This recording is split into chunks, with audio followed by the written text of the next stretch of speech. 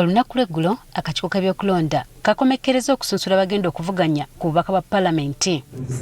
Kyokka yo mu disitulikiti y'e Bukedea kyabadde kya njawulo.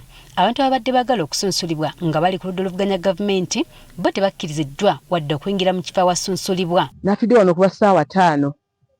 Bangambye nzije wano ssaawa 7. Makati ga ssaawa 7 ne 8 bampandiise. Ntuuse wano ntudde bagamba nti bakonsultinga bali mu consultinga tebiggwa. My nomination time is today and 2 was my time. So I arrived here at around 1 but I've been denied to enter.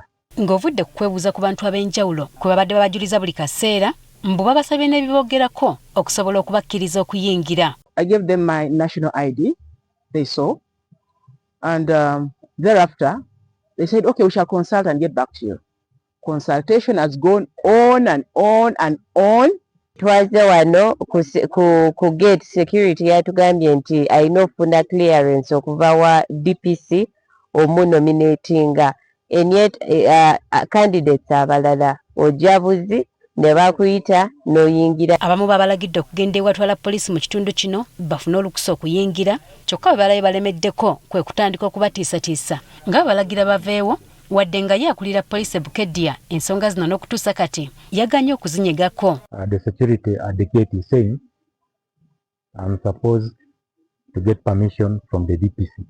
So I do not know why I would get permission from the DPC when I'm coming to be nominated. Era oli omusajja omwami gwe bayita okwimayiko akola emirimu gy'anita agambye bagenda kunswanyula emiggo wano.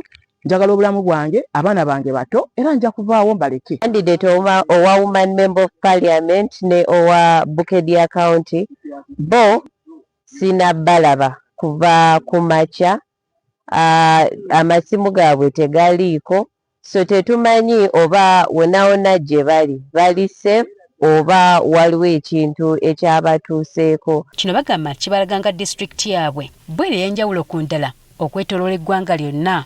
This one shows me in Bukedea.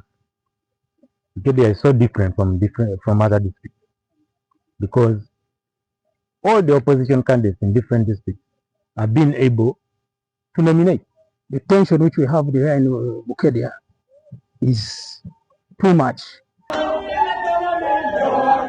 Bino byonna nga bigenda mu maaso, ye sipiika wa palamenti Anita Mong ng'ayisa bivulu n'abawagizi be oluvannyuma lw'okusunsulibwa. Oluvannyuma Atwala eby'okulonda e Bukedea yamulangiridde nga bwe yabadde ayiseemu ku kifo kino nga tewali amuvuganyizza.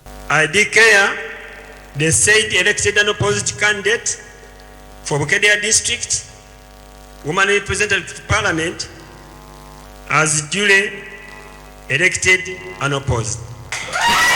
Ono wano we yasinzidde n'asiima Pulezidenti Museveni olw'okumuyambako okutuuka ku buwanguzi buno.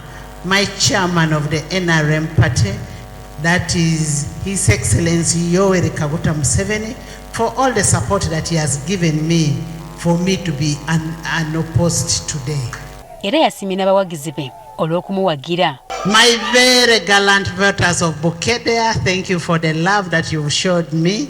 And thank you for the trust that you've given me for additional 5 years. Abasuubiza obutabavaamu wamu n'okubaweereza obutassa mukono. But I can assure you, I will never disappoint you, the people of Bukedea.